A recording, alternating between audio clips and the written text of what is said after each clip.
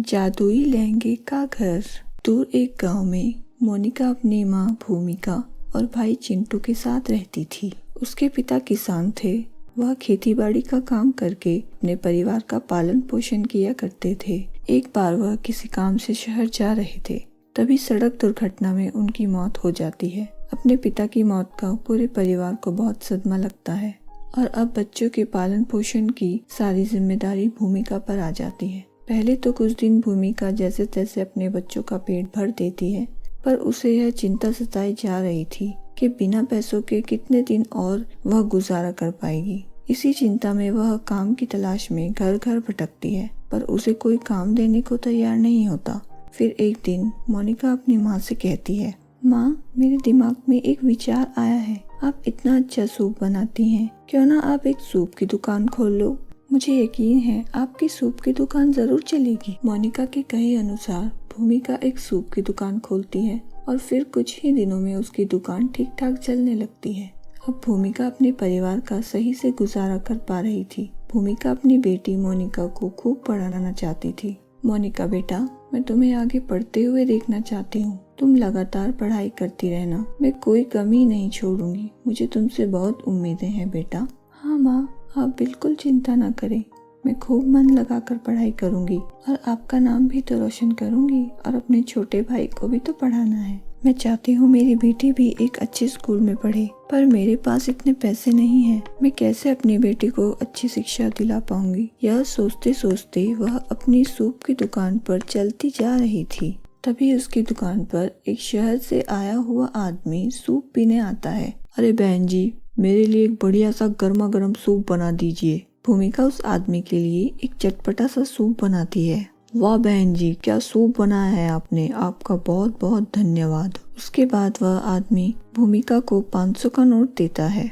मालिक, मेरे पास छुट्टा नहीं है, मुझे बस 20 रुपए चाहिए। कोई बात नहीं बहन जी, तुम ये सारे पैसे रख लो, मुझे तुमसे कुछ भी वापस नहीं चाहिए। माफ करना भाई साहब, लेकिन मैं इतने सारे पैसे नहीं रख सकती। अगर आपके पास छुट्टी नहीं है तो कोई बात नहीं। अरे वाह, मैं आज पहली बार इतने ईमानदार इंसान से मिला हूँ। आपने तो मेरा दिल ही खुश कर दिया। कभी मेरी जरूरत पड़े तो मुझे बता देना, मुझे तुम्हारी मदद करने में बहुत खुशी होगी।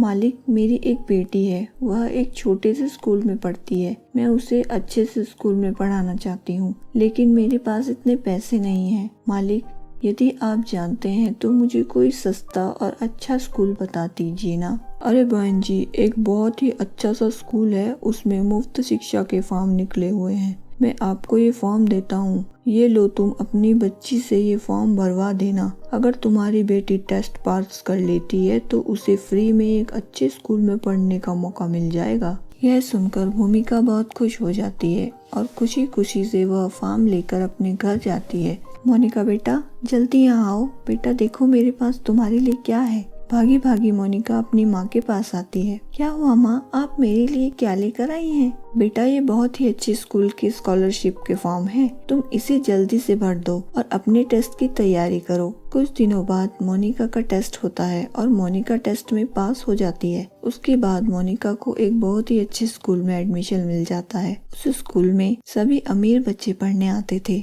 मोनिका पहले दिन अपने स्कूल जाती है। अरे वो देखो भगवान, ये कैसी लड़की आ रही है। यहाँ इसे देखकर तो ऐसा लग रहा है किसी गरीब फटीचर घर से आई है। हाय दोस्तों, मैं मोनिका हूँ। अरे तुम्हारा इस स्कूल में एडमिशन कैसे हुआ? तुम्हारे हाल से तो लग रहा है किसी गरीब घर की बेचारी सी लड़की हो। मुझे स्कॉलरशिप मिली है, मैंने टेस्ट पास किया है। देखा, मैंने पहले ही कहा था ये किसी गरीब फटीचर घर की लड़की है। ये सुन गरीब लड़की, हमारे पास आने की कोई जरूरत नहीं है। हमें तेरी जैसी लड़कियों से दोस्ती करने में कोई दिलचस्पी नहीं है। पता नहीं स्कूल वाले ऐसे गरीब फटीचर बच्चों का एडमिशन क्यों कर देते हैं। अब हर दिन क्लास में बच्चे मोनिका का मजाक उड़ाते थे और हमेशा उस पर हंसते रहते थे, पर मोनिका उन पर कभी भी ध्यान नहीं देती थी और सिर्फ अपनी पढ़ाई पर ध्यान देती थी। एक दिन उसके स्कूल में एक फंक्शन की तैयारी चल रही थी। सभी बच्चे बहुत खुश थे। अरे मेरे पापा शहर से एक बहुत सुंदर ब्रांडेड लहंगा लेकर आए हैं, मैं तो वही पहन कर आऊंगी। हाँ, और मेरे पापा भी मेरे लिए एक इतना सुंदर लहंगा लेकर आए हैं, मैं भी वही पहन कर आऊंगी।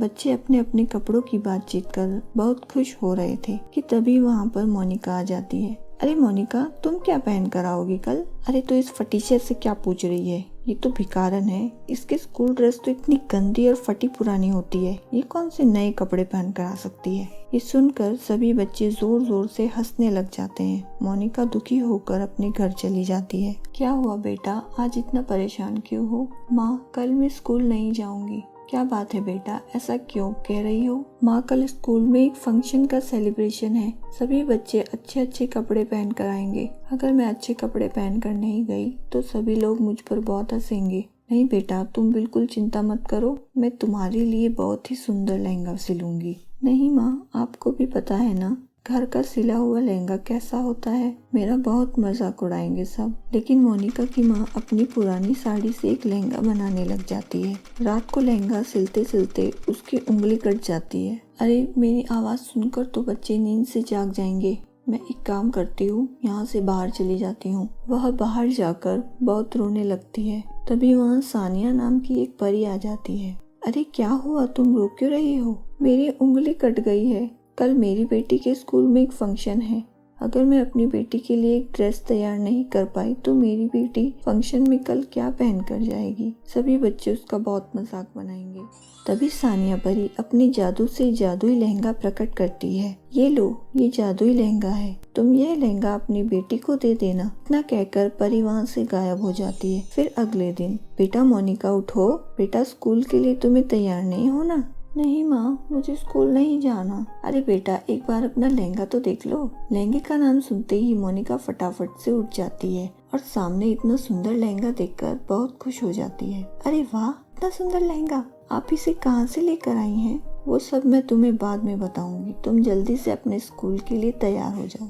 जब मोनिका अपना खूबसूरत लहंगा पहनकर स्कूल पहुंचती है तो सभी लड़कियों की आंखें फटी की फटी रह जाती हैं। उन्हीं में से एक लड़की जिसका नाम वैशाली था, वो मोनिका से बोलती है, तुम इतना सुंदर लहंगा कहाँ से लेकर आई हो? फटीचर लड़की, मुझे सब पता है। तुम्हारी माँ सूट बेचने का काम करती है ना, वो तुम्हें सस्ता सा लहंगा भी नहीं दिला सकती। हम गरीब हैं तो हम लहंगा नहीं खरीद सकते। और तुम सबको मैं क्यों बताऊँ मैं लहंगा कहाँ से लेकर आई हूँ? सभी लड़कियां मोनिका के लहंगे की तारीफ करती हैं। यह देखकर वैशाली बहुत गुस्सा हो जाती है। स्कूल के बाद वैशाली अपने घर जाती है और पिता जेठालाल को सारी बातें बताती है। जेठालाल गुस्से में मोनिका के घर पहुंच जाता है। अरे ओ भूमिका की बच्ची, बाहर निकल। भूमिका बाहर आ जाती है। क्या हुआ सेठ जी, आप इस तरह चिल्ला क्यों रहे हैं? मैं तो सोच रहा था, बेचारी विधवा है, कोई बात नहीं, धीरे धीरे मेरा पैसा दे देगी। सेठ जी, मैं आपके सारे पैसे दे दूंगी, लेकिन अभी मेरे पास पैसे नहीं है सेठ जी। अगर तेरे पास पैसे नहीं है तो अपनी बेटी के लिए इतना महंगा लहंगा कहाँ से लेकर आई? कहाँ से उसे इतने महंगे स्कूल में पढ़ा रही है और मुझे बोल रही है मेरे पास पैसे नहीं है? तूने अपने घर के कागज मेरे पास गिरवी रखे हुए हैं। तेरा समय खत्म हो चुका है, निकल जा इस घर से। सेठ तीनों को उस घर से निकाल देता है।